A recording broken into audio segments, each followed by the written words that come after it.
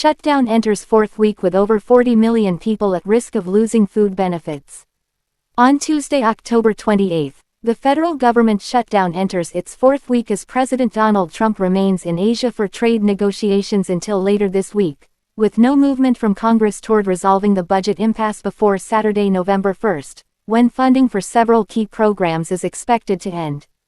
The U.S. Department of Agriculture announced last week that funding for the Supplemental Nutrition Assistance Program, SNAP, which provides assistance to over 40 million people, and the Special Supplemental Nutrition Program for Women, Infants and Children, known as WIC, which helps more than 6 million individuals, including about 41% of all infants in the U.S., will not be available until further notice due to the shutdown. The USDA also acknowledged in a memo first reported by Axios that it will not use a $5 billion contingency fund to maintain the program during the shutdown, claiming it's intended for unforeseen events such as natural disasters.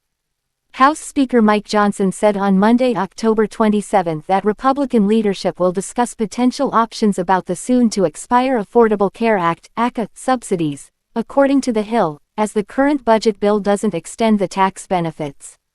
The Senate is expected to convene at 3 p.m. Eastern Time, but is not slated to vote on any shutdown-related measures. The House remains out of session. More than 700,000 federal workers have been furloughed, while nearly as many are working without pay.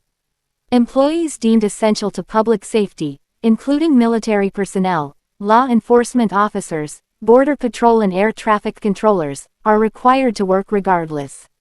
While Trump signed an executive order directing the Pentagon to ensure active-duty military personnel are paid despite the shutdown, this doesn't apply to all federal workers required to work.